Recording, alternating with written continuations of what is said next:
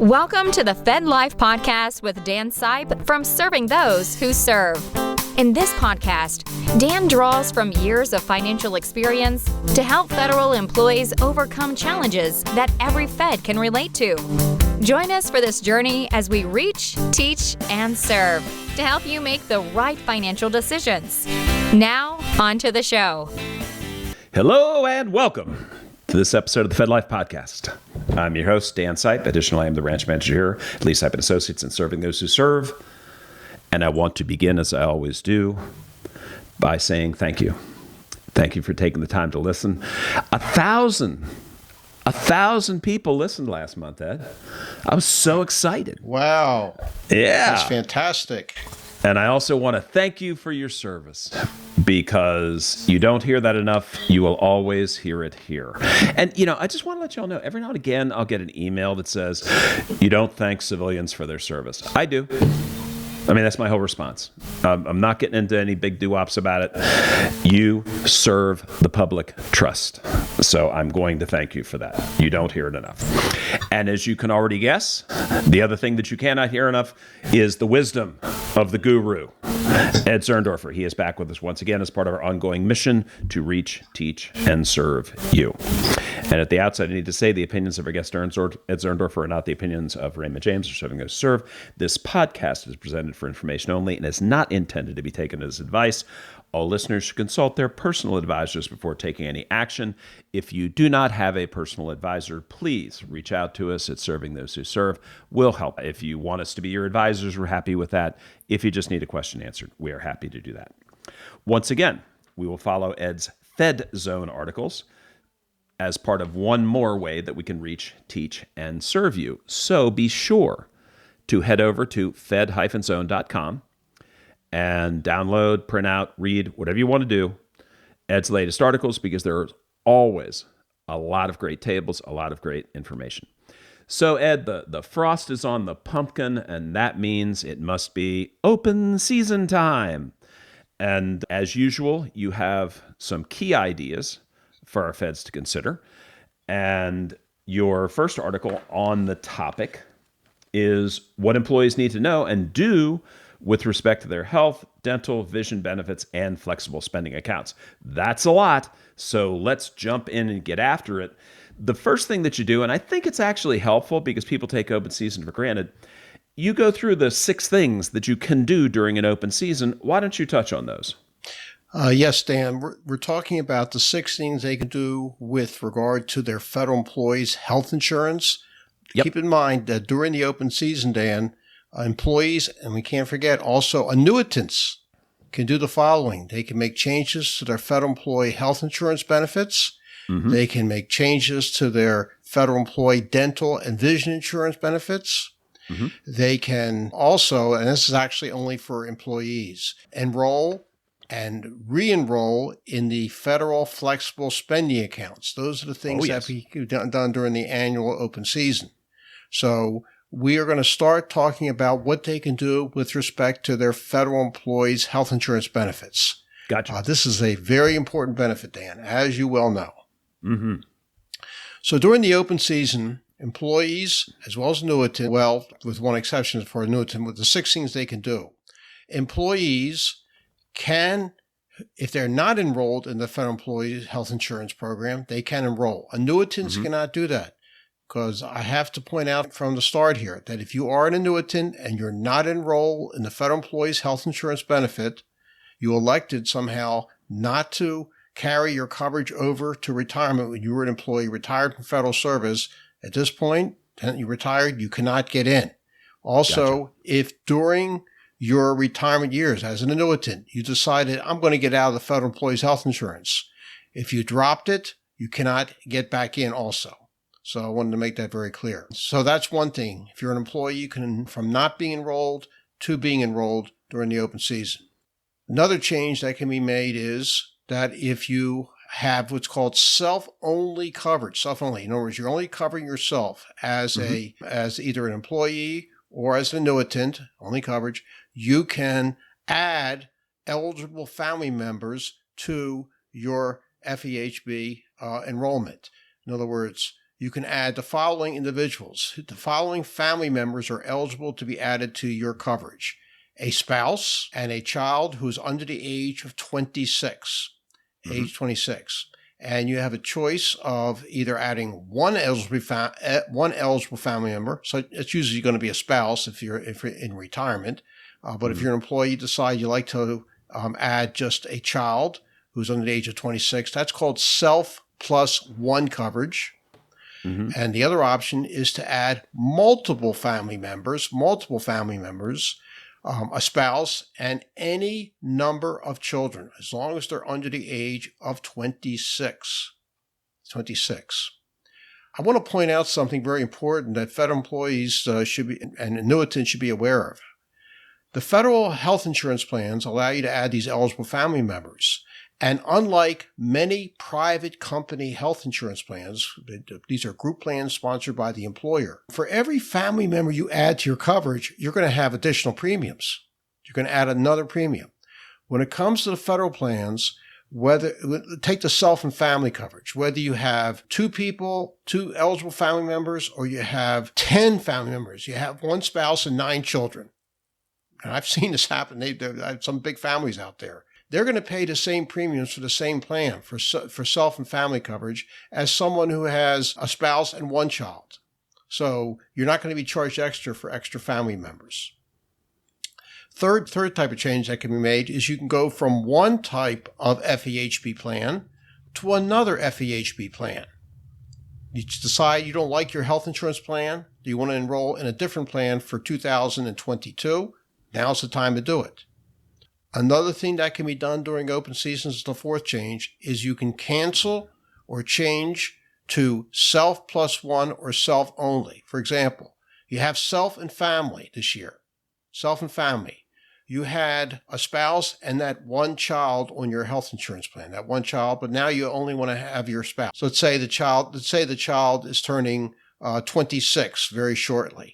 And now for 2022, that child is no longer eligible to stay on the health insurance because they've reached age 26. So now it's you and a spouse. So you had self and family. Now you want to go to self plus one. Or if you want to go to self only, maybe your spouse says, well, I'm still working. My company has a group health insurance plan. Why should you pay for me? I have my own health insurance, so I think you should go to self only. Okay. You can switch designated family members. This would be, for example, someone who has self plus one coverage. The one person is a child, and that child is no longer eligible because they're reaching the age of 26. But there's another child who's under the age of 26, so you switch from the older child to the younger child. To go from Now you're staying at self plus one, but you're just having a new family, another family member. And finally, the sixth change you can make during open season is waiving what is called participation in premium conversion.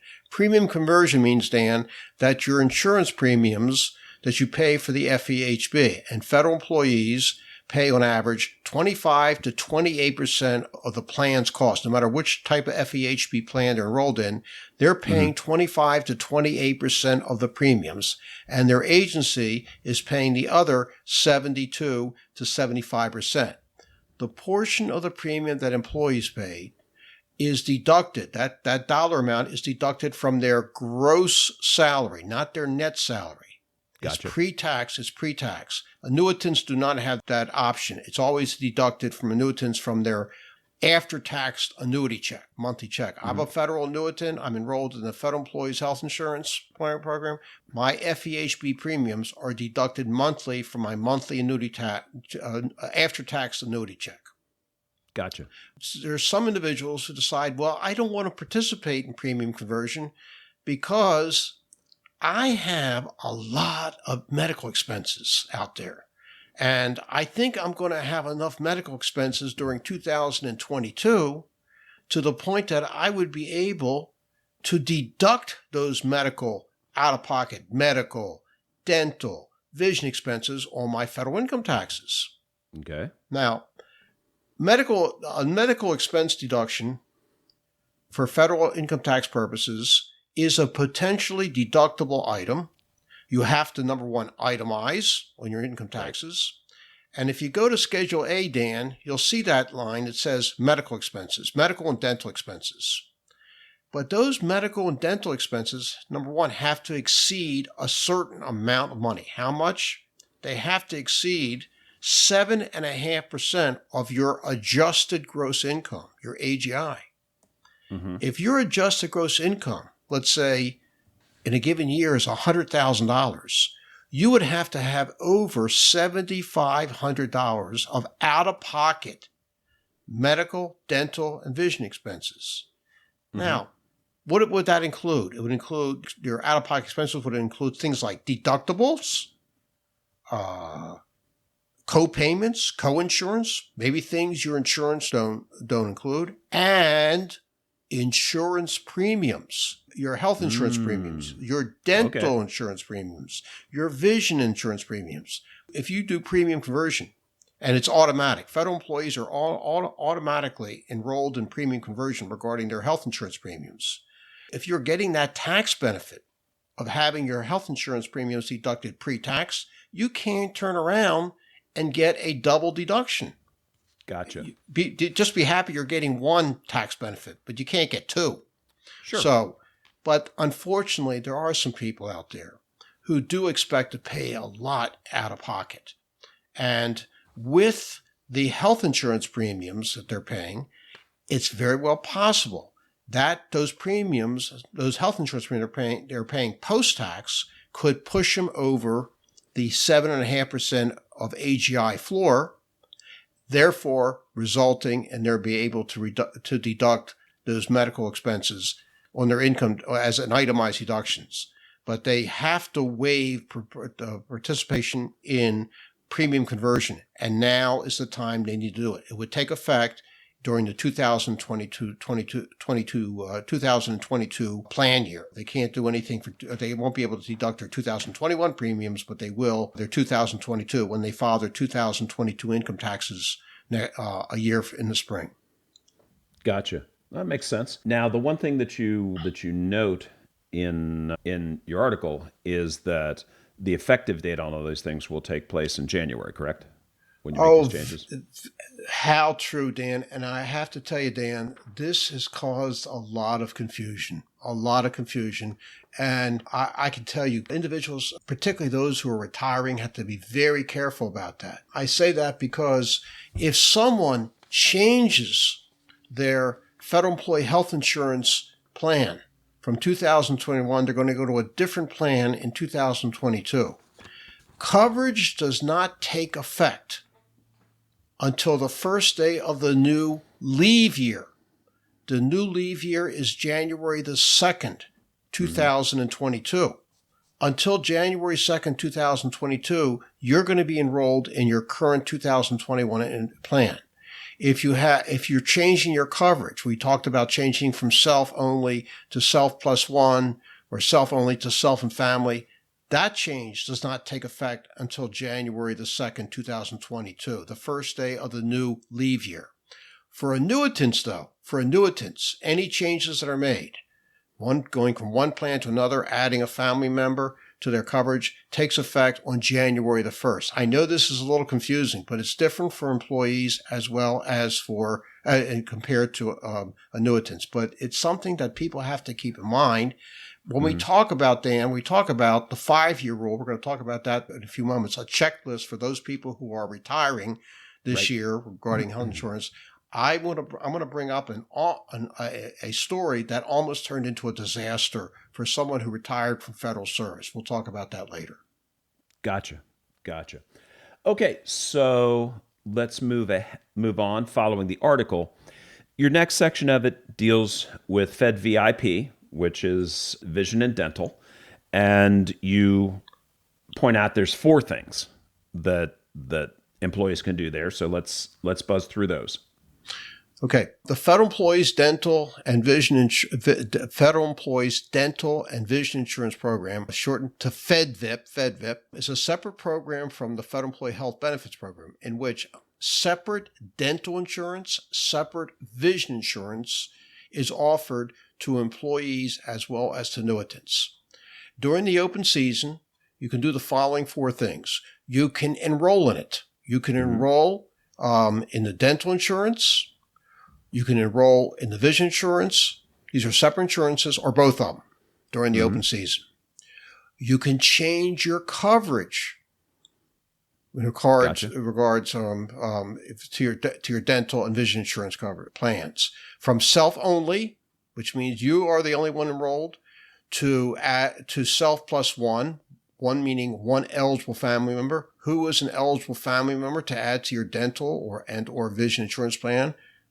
Once again, a spouse, a child. Please note, Dan, that the child has to be under age 22, not 26, for the dental vision and vision insurance plans, because when they turn 22, they lose coverage. And the third type of coverage is self and family. You and multiple family member, spouse, and any number of children who are under the age of 22. You can also go from self plus one to self and family. You had one family member. Now you want to go to multiple family members. You can go from self plus one or self and family to self only. In other words, you're not going to have anybody on the plan. Okay. And this is true for your separate dental insurance plan. It's true for your separate vision insurance plan, or you can do it to both. Next thing you can do during the open season is you can disenroll. You can disenroll from the dental insurance, vision insurance, or both.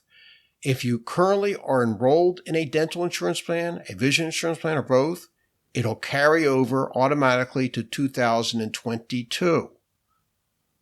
If you want to get out, you have to formally disenroll, and that's only done during the open season. And finally, the 4th thing you can do is to switch a designated family member. For example, you have self plus one, you and a spouse for dental coverage. But you decide your spouse doesn't need dental insurance, but your child does on the age of 22. So now you substitute the child for the spouse. Mm-hmm. That can be done only during the open season. Gotcha. And you kind of round it out with 4 points that you feel people need to just be aware of in dealing with FEDVIP. You know, the first is, you touched on, both employees, annuitants, and survivors pay the full cost. And so what are the other 3? Okay. The other 3 are, for employees, there is, and this is very important, there's no 5-year pre-retirement participation rule in the FEDVIP. With the federal employees health insurance, if you want to keep your federal employees health insurance for retirement, you must be a participant in the federal employees health insurance program for at least all of the last 5 years, ending on the day that your retirement becomes effective. It has to be the last 5 continuous years, ending on the day that your retirement becomes effective. There's no such 5-year participation rule when it comes to FEDVIP. If you never had dental insurance, you never had vision insurance when you were an employee, like myself, I retired from federal service on January the 31st, 2006. The FEDVIP program became effective on January the 1st, 2007. In other words, I never had access to it. If I wanted to join a dental or vision insurance plan during open season, I could. Turns out I don't have to, but I could. So no 5-year rule. Okay. Mm-hmm. Enrollment changes to one's health, dental and or vision insurance plan, and changes to one's coverage type becomes effective. Okay. On January the 1st, not January the 2nd. This is confusing for a lot of people. When does coverage become effective? On the first day of the new calendar year, not the first day of the new leave year. Okay? They just want to make things more complicated, Dan. What can I tell you?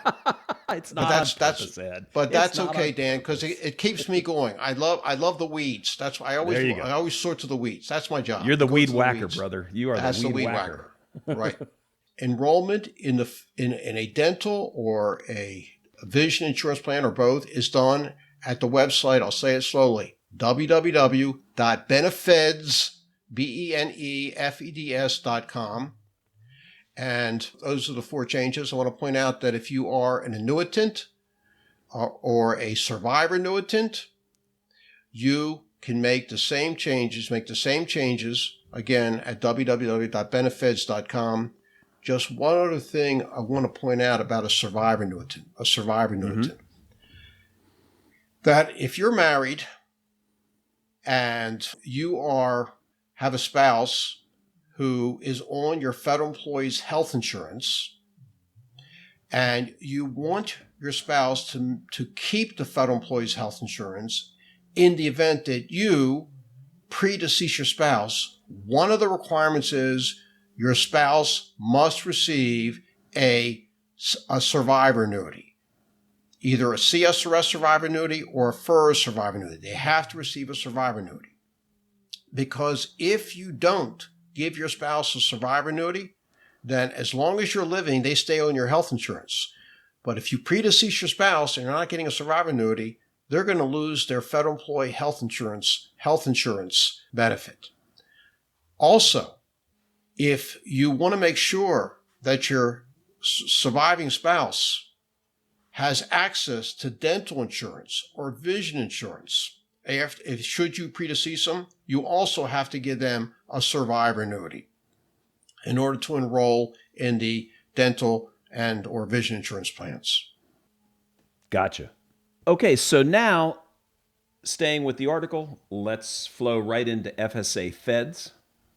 And, the funny thing is that I'm not sure that all feds really understand what this is and what it could do for them. So as we're talking about the 4 things that they can do, feel free to expand a little bit on FSAFEDS and how much people, if people have kids or what have you, they can really benefit from this. So go ahead and start with the 4 things that we know that they can do. Okay. First thing they can do is enroll, or if they're currently enrolled in a healthcare FSA or a dependent care FSA, they have to re-enroll for the plan year 2022. Now, let me just talk a little bit about what a healthcare FSA is and what a dependent care FSA is. Dan, I've been around in this business too long to know, no matter what type of health insurance plan you have, it could be a fee-for-service plan, it could be a preferred provider organization plan, it could be an HMO, it could be a high-deductible health insurance plan. There is no health insurance plan that's going to pay 100% of your medical expenses. If you can find such a plan, Dan, you'll let me know if I can find a plan? Okay. I haven't found it yet, but I will. Okay. If you do find it, please let me know as soon as possible. Will do. That being said, no matter which health insurance plan you enroll in under the Federal Employees Health Insurance, you're going to have deductibles, you're going to have co-payments, you're going to have co-insurance, you might have some medical expenses that your health insurance plan doesn't cover. You may have prescription drugs. There's always a co-payment, $10, $20, $50, whatever it is. So the question is, what is the best way to pay for those out-of-pocket expenses that you're going to have with your health insurance plan? People say to me, well, I'll just charge it. Whatever the doctor says I owe, I'll just charge it. Or I'll write a check out. Well, when you charge it and you write the check out, you are using after-tax dollars to pay that medical expense. Sure. Yeah, we just said a few moments ago that those medical expenses you're paying out of pocket are potentially deductible, but how much do you have to have in out-of-pocket medical expenses, Dan, in order to deduct those expenses on your federal income taxes? How much, Ed? You have to exceed 7.5% of your adjusted gross income, and you have to itemize. Gotcha. Dan, I hope and pray to dear God that no one listening or anybody else who's not listening ever is in a position of deducting medical expenses, that should not happen. Sure. Because that means one of two things. Either you or a member of your family is not very well, you got a lot of expenses. Right. Or your insurance is not that good. You better find another insurance plan. Gotcha. But we do have expenses. So we have to pay them. The question is, what is the best way to pay them? And I'd like to share with you an example to make this a little bit easier to understand. Because when I teach at my healthcare FSA webinars, I have this example. Let's say you are enrolled in an HMO, Health Maintenance Organization, and there's always some type of copayment. So you go to your HMO, and there's a $12 copayment, Dan. $12. You owe $12 for the visit to your HMO.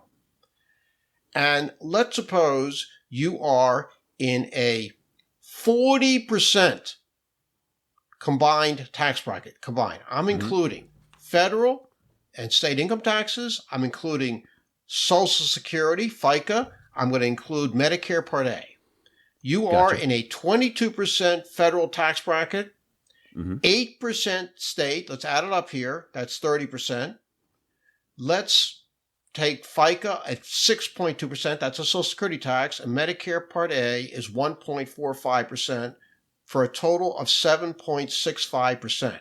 Add it all together, that brings you up to almost 38%. Yep. You'll see why I'm saying that. You'll see why I'm bringing these numbers in here. Let's just round it to 40%. So here's the question, Dan. How much would you have to earn so that when you write a check out to the doctor's office for the $12 copayment, how much would you have to earn so that after they take all the taxes, you net $12? Answer, $20. I came up to $20 because 40% of 20, that's your 40% taxes, is $8. $8 subtracted from 20 is 12. That nets you 12. But how about this, Dan? Suppose you could earn $12, don't take out any taxes, and give that to the doctor's office to pay for your $12 copayment. Wouldn't that be better? I like that one better, Ed. Great, because you just entered the world of the healthcare FSA. Because what you're going to do is during the open season, you're going to set aside a dollar amount of your salary that you're going to earn during 2022, a maximum of $2,750. That's going to go into your account. If you decide, I'm going to use an even number here, you want to put $2,600 into your healthcare FSA for 2022. With 26 pay dates, that means each pay date, they're going to take out $100 before all taxes, Dan. Gotcha. Put into your healthcare FSA. $100 is going to go in every pay date, so that when you incur some type of out-of-pocket medical expense, co-payments, deductibles, co-insurance, something the insurance doesn't pay for, you can contact the FSA administrator, and the FSA administrator might even, and some of the FEHB plans will do this, they will contact, and doctors' offices will cooperate. They'll contact the FSA administrator and say, listen, can you EFT that $12 payment to us? Or if you've paid it already, they'll EFT the payment into your bank account. You're going to be reimbursed automatically.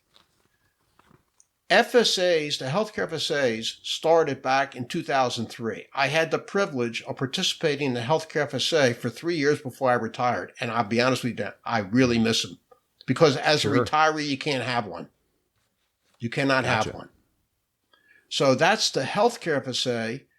The other type of healthcare FSA is called a dependent care FSA, to reimburse you for the child. And let's not forget, there are adults that have to have daycare as well.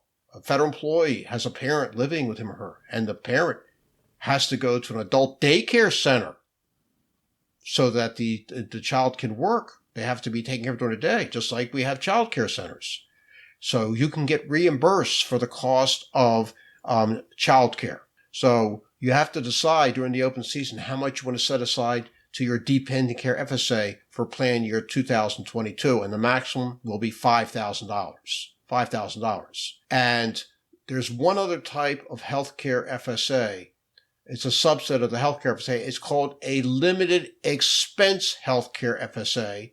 We're going to talk more about that when we talk about the health savings account, what that is all about, because a limited expense healthcare FSA will only reimburse you for the cost of out-of-pocket dental and vision expenses. No healthcare, no medical, only Gotcha. Vision, dental, and vision. Okay. So those are two things. Now, the third thing I want to mention is that back in earlier this year, Congress passed what's called the Consolidated Appropriation Act, CAA for short. And part of the provisions in that act said that there is unlimited carryover of healthcare expenses of the healthcare FSA and the limited healthcare FSA for the year 2021. Now, why is this important? Because normally, Dan, there is a use or lose rule when it comes to the healthcare and the dependent care FSA. Gotcha. Usual rule is that you have to spend all the money in your healthcare flexible spending account by the end of the plan year, which is December 31st. Although they give you a carryover now, that was recently changed. That was changed a couple of years ago. You can carry over to the new plan year $550. $550. Okay. You won't lose up to $550. But under the Consolidated Appropriation Act, you can carry over an unlimited amount of money for healthcare expenses of unused funds in your healthcare FSA for 2022. Gotcha. But that will have to be spent by December 31st, used by December 31st, 2022. Part of the reason Congress passed this is because, and this is not good, a lot of people forego medical care during 2020 and 2021. As you know, because of COVID, there was a fear of going to the doctor. And anybody who had a healthcare FSA, and private industry offers these things too, a lot of people had leftover money. Gotcha. Okay. If a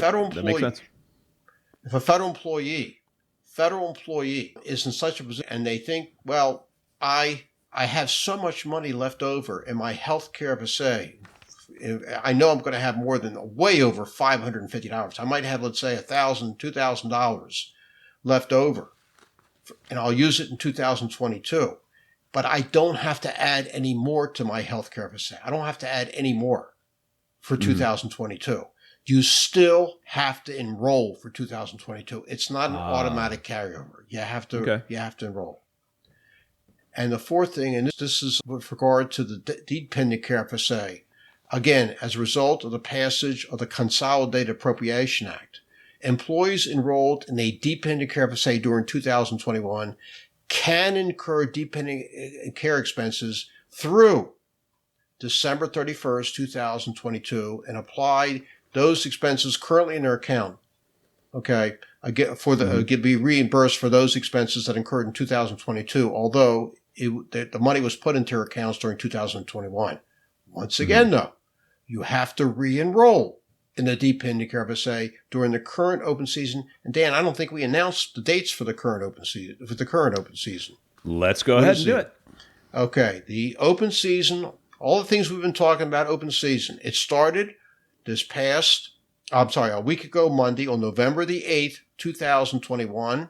It will continue through close of business on December 13th, 2021. Close of business. Someone asked me a question today. I was doing a webinar for another agency about open season. And the person asked the question, until what time on December 13th do I have to make any changes to my benefits? I said, do me a favor. Don't wait till Monday, Yeah, December 13th. do it on the 12th. Do it on the 12th, or do it better. Maybe on December 11th to December 12th. I'm sorry, December 9th, December 10th. Sure. That Thursday and Friday. Don't wait till the last moment, please. Agree. That'll raise your blood pressure. Okay, Ed, let's move on to your next article, which talks about health savings accounts. And you're a little controversial here. It says they can be advantageous for some, but not for all. So let's dig into that. Now, HSAs match up with high deductible health plans. That's right. Yeah. In order to participate in a healthcare FSA, when I mean participate, I mean be able to contribute to one. You have to be enrolled in a high deductible health insurance plan. And the Federal Employee Health Insurance Program has some high deductible health insurance plans. If you want to enroll in one, now's the time to do it. Gotcha. And so with HSA, there's an annual limit for contributions, correct? Yes. So for 2022, and IRS is the one who sets the limits.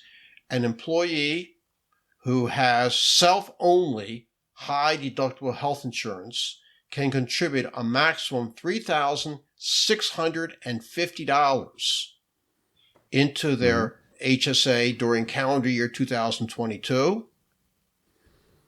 I say calendar year 2022. What is the deadline for contributing to one's HSA? It's actually not December 31st. It's actually April 15th following the year, because you have until April 15th of the following year, the tax filing deadline, to contribute to your HSA for the current year. In other words, for calendar year 2022, you have until April 15th, April 17th, 2023. The reason I said that, April 15th, I looked on the calendar, April 15th, 2023 is a Saturday. So the IRS extends the deadline to the next business day, which is Monday, April 17th. So you have until April 17th, 2023 to make a contribution to your HSA for calendar year 2022. Gotcha. And from someone who has self plus one or self and family coverage, the amount that you can fund to your HSA contribution limit is $7,300. Also, if you, the HSA owner, are over age 55 or older, we have a catch-up contribution. You can make an additional $1,000 contribution. Gotcha. Now, can't be in Medicare, correct? Here are the rules in order to participate, in order to contribute to your HSA. Number one, we mentioned you have to be enrolled in a high deductible health insurance plan. You cannot be enrolled in Medicare. You cannot be, once you're enrolled in Medicare, I want to emphasize, you certainly can keep your HSA. You can keep it. You just can't contribute to it anymore. So I get the question though, here, Ed, I just turned 65. I turned 65 years old. I'm still working in federal service. I have my health savings account. And you always said that when you turn 65, it really doesn't hurt to sign up for Medicare Part A, the hospital insurance, because there's no premium. And I say, you're right, but there is an exception. If you're still in federal service, then if you have an HSA, do not enroll in Medicare Part A until you retire. Because if you wait to enroll Medicare Part A, while you continue to work in federal service, that means you can continue to fund your HSA. Once you retire from federal service, that's it. You cannot fund your HSA anymore. Okay. And you also note that there's some penalties if you use the money for non-qualified expenses.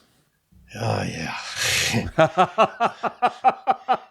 I heard that Zurndorfer groan. Oh, boy.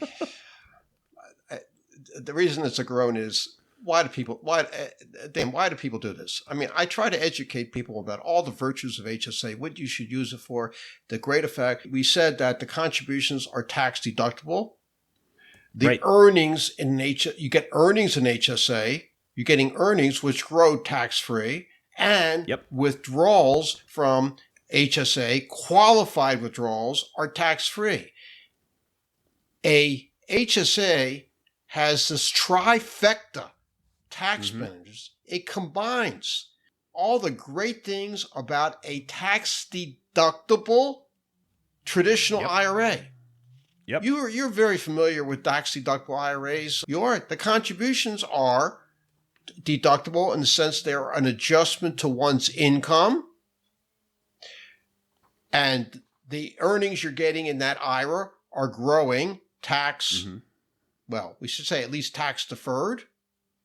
Yep. And I know, Dan, that you're familiar with Roth IRAs. What's the beauty of a Roth IRA?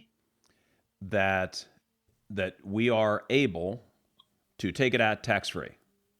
That's right. If you're over 59 and a half. Well, here's the beauty here of the HSA. It combines all three of those things. The contributions you make to your HSA are an adjustment to your income. The earnings that you accrue in your HSA are going to be tax-free. And withdrawals from your HSA are going to be tax-free. But listen carefully, Dan. They have to be used, the withdrawals, to pay for qualified medical expenses, which include deductibles, co-payments, co-insurance, things that insurance doesn't pay for. It also can be used to pay for any dental expenses, vision expenses that you incur. And I hope you're sitting down, Dan. I'm sitting down. You're going to like this one. Okay. That if you're over age 65 and you are enrolled in Medicare Part B, Medicare Part B premiums are not free. You have to pay for Medicare Part B. There is a monthly premium. And most people pay their Medicare Part B premiums, like myself. It's deducted from one's Social Security check. Well, guess what you can do if you have an HSA? You can ask for a withdrawal to reimburse you for the Medicare Part B premium. Oh, I like that. Yes, get reimbursed. You like that? I like that a lot. Or if you're enrolled in Medicare Part D, the same thing, be reimbursed for your premiums. And I think you're really going to like this one. Okay.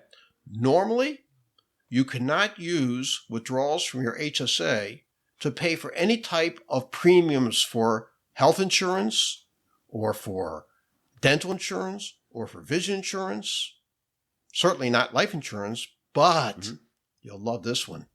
You can reimburse yourself for the cost of your long-term care insurance premiums. Ooh. You can take money out of your HSA, make withdrawals from your HSA, and reimburse you for the cost of your long-term care insurance premiums. No matter what type of long-term care insurance plan that you're enrolled in, you can reimburse yourself. That is awesome. So, I'm enrolled in the federal employees health insurance, the federal employees long-term care insurance program. Mm-hmm. I don't have an HSA, but if I did, I would be taking money out of there to reimburse me for those premiums. I'm enrolled in Medicare Part B. I would take the money out of there, but I don't have an HSA. But I'm just saying this is great. But now comes the bad news. If you take money out of your health savings account to pay for non-qualified medical expenses, well, you say, well, I got a couple $1,000. I got a couple $1,000. I have about $100,000 in my HSA. I have to buy a new car. I need a down payment. I'll just take $5,000 out of there. Oops! To pay for my new car. You got to pay. Nope. Can't do it. Well, you can do it, but you're going to pay the price. Oh, I know. That's why I just say don't. And you know what the price is, Dan? Taxes and penalties? Federal income taxes do. State income taxes do. Are you ready for the penalty? Yeah, I'm sitting down. 20%. Ouch! Don't do it.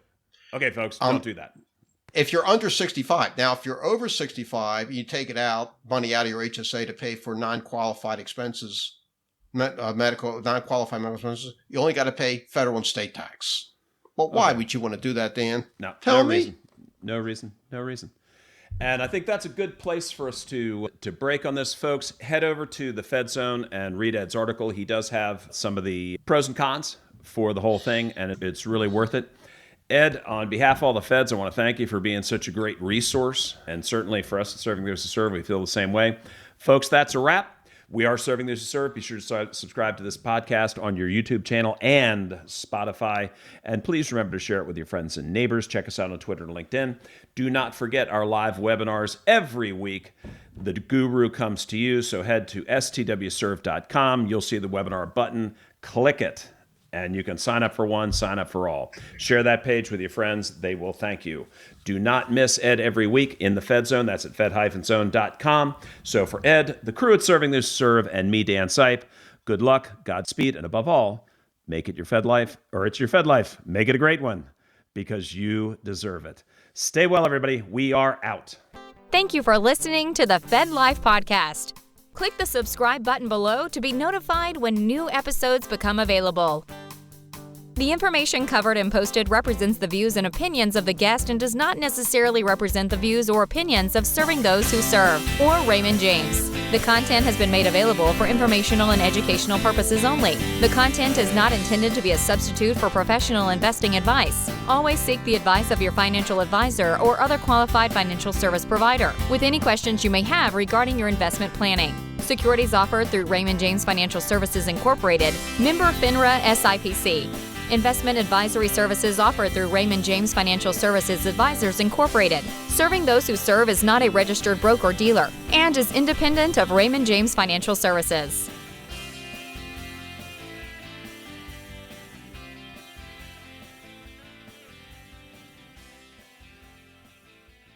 Raymond James is not affiliated and does not endorse the opinions or services of any of the quoted professionals or their respective firms. Any opinions are those of Dan Sipe and not necessarily those of RJFS or Raymond James. This case study is for illustrative purposes only. Individual cases will vary. Raymond James is not affiliated with and does not endorse the opinions or services of the quoted professionals or their respective organizations. Neither Raymond James Financial Services nor any Raymond James financial advisor renders advice on tax issues. These matters should be discussed with the appropriate professional.